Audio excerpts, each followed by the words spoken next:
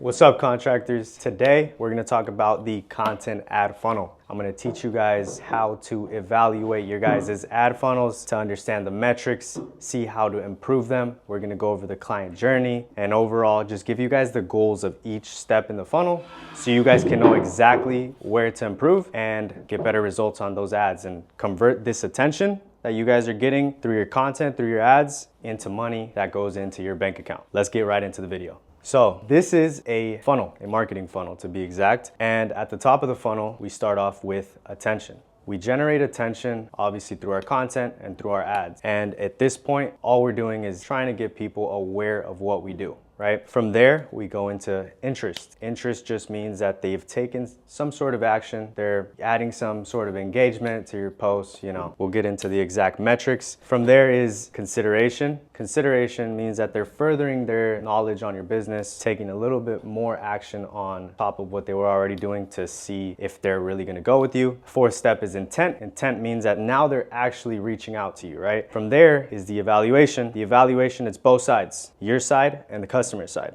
Again, the reason I say this is you want to evaluate your customer because at the end of the day, we don't want to work with just anybody. We want to work with the clients that we dream of, our ideal client profile. Make sure that, we're taking on the jobs that we're happy to take on. A lot of people, they don't run enough ads, they don't create enough content, they're not generating enough attention. And what happens? They work with who they can, not with who they want. So the last step is the sale. This sale it has its own process. A lot of people, they have no sales process when it comes to their contracting business. And a lot of people suffer there. We suffer. Why? Because it doesn't matter how many leads you're getting. It doesn't matter how many appointments you're booking. If at the end of the day, you can't close. We're gonna go into that. And lastly, if you stay to the end of the video, I'll give you guys what the double R means. Let's start with attention. The goal here is to simply get more eyes on your stuff. If people don't know you exist, it doesn't matter if you're the best home builder, if you're the best ADU builder, if you do the best outdoor living spaces in the city, none of that matters here. What matters is generating more attention, and the way that we do this, the strategy that we use, today's strategy, is the content ad funnel. So obviously, we're gonna create more content, run ads.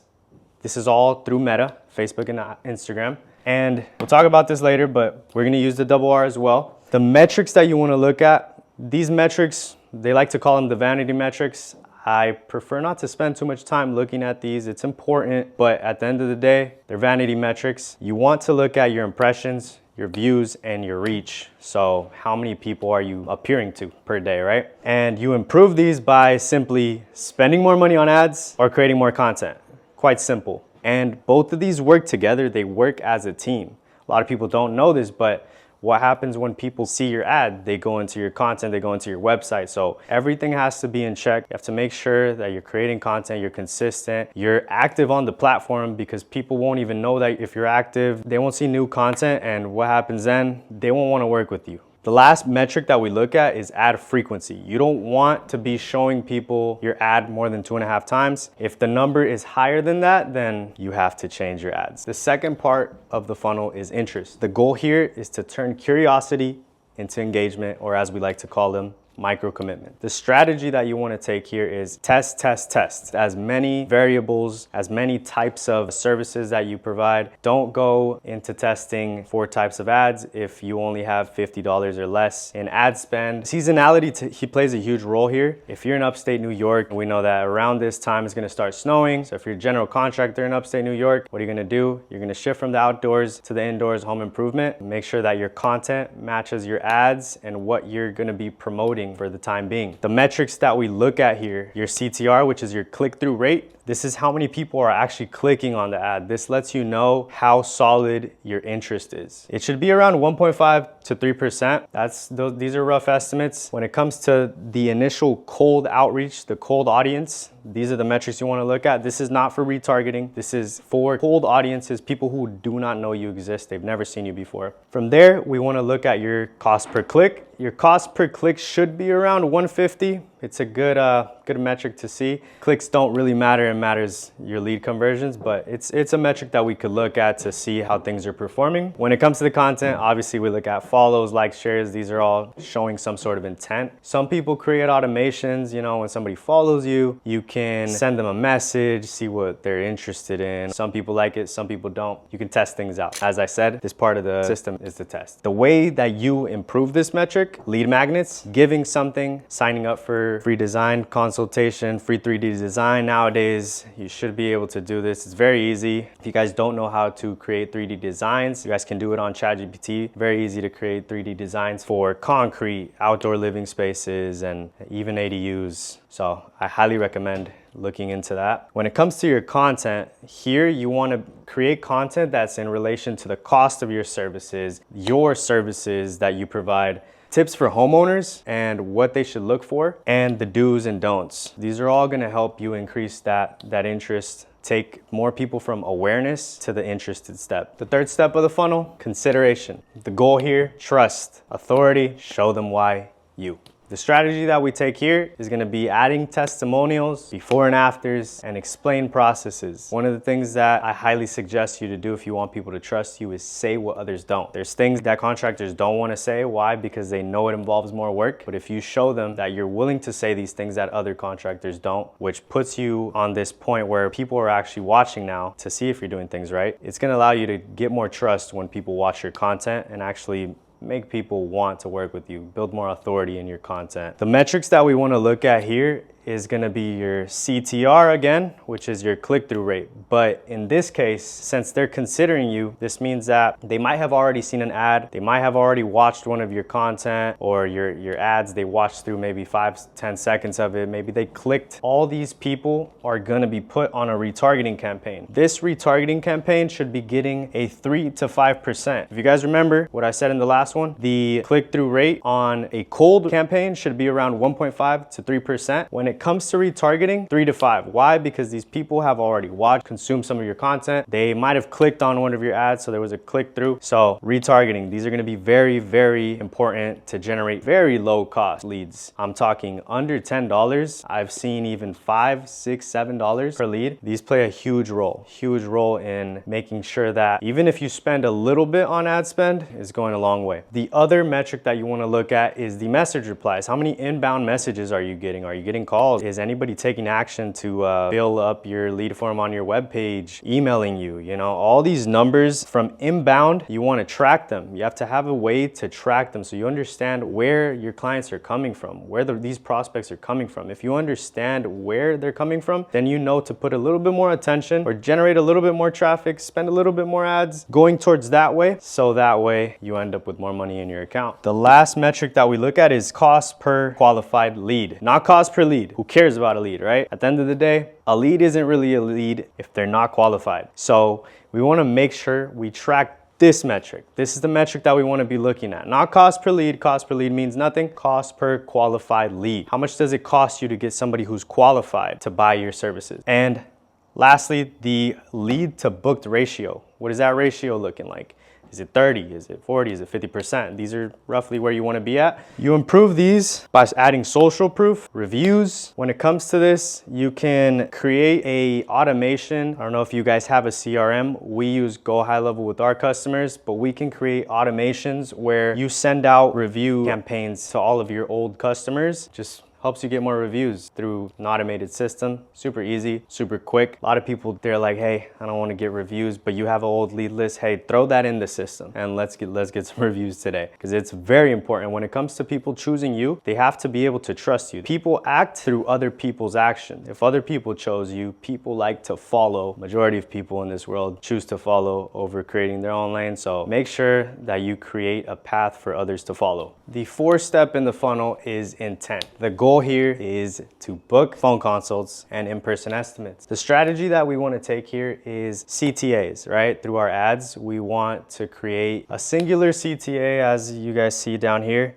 one call to action. We don't want to take them through a funnel where they can potentially call or they can potentially send a SMS or become a lead through filling out the form. We want to streamline the process, make it super easy for them to go step by step. You don't want them to think, you just want them to do. The landing page is going to play a huge role here, mainly if you're in the luxury space. You can add in a VSL. This is optional. Again, we teach a system where we don't want luck to play a role. So if you want to win, these are all the things that you have to do. I recommend doing everything. But again, landing pages, optional if you want to go through Facebook forms. Completely fine. You're not going to get high intent leads. You're not going to get high quality leads, as high quality as if you actually take them through a landing page, create a VSL, show case studies of what the work that you guys have done before. With your ads, you can create urgency. So 5 more spots.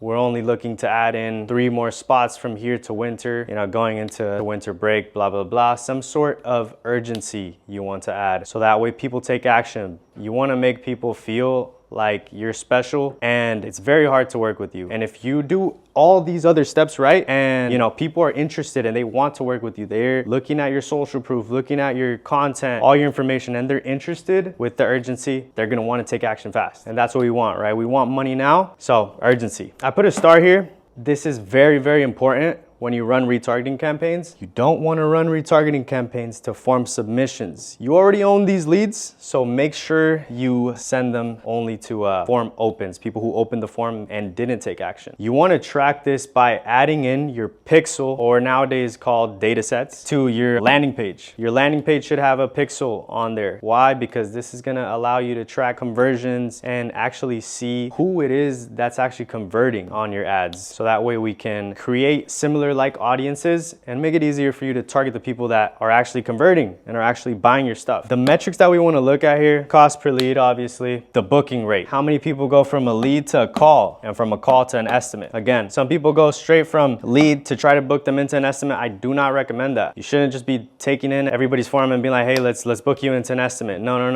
We're not going to waste money. We're not going to waste gas. We're not going to waste our time. Our time is valuable. So make sure that either you put some sort of AI agent here to do your calls, or you put in a human to actually make those calls. I recommend humans do a very great job, and I'm gonna go more into the pre-qualification in the next one, but make sure you track this very well. This will tell you everything you need to know about your lead quality. And lastly, when it comes to metrics, we want to look at our show rate. How many people are showing up, right? How many people forget that they had a meeting with you? The ways that we improve this is, the way that we improve from lead to calls to an actual estimate is by response time. We need to create an automated way for you to get a text whenever a lead comes in. If you call them, we like to say under 5 minutes, but in reality, it should be under 2. If you call them under 2, you'll thank your metrics later. You want to have also automated reminders. When it comes to this no-show rate, if you don't have automated reminders, people forget, mostly if it's multiple days ahead. Make sure that you have some sort of way to have this automated reminders. We use Go High Level for everything that we do, so I recommend it. Very useful tool. Again, one call to action. Don't take them through this crazy process where they don't even know where to go. Make it streamlined. Make it one place to the next, to the next, to the next. And SMS and email sequences. This is for, let's say people showed some sort of interest, they booked in, they became a lead, but they don't answer your calls. This is what this is going to be for, your SMS and email sequences. And lastly, we can add in an AI agent. Some people like it, some people don't. With our customers, it really depends on what it is that you want. Some people want to be in the future. Some people like the old school way. It's all up to you when it comes to AI. It's a very useful tool, but I prefer human touch when somebody's going to spend more than thousands and thousands of dollars on working with you.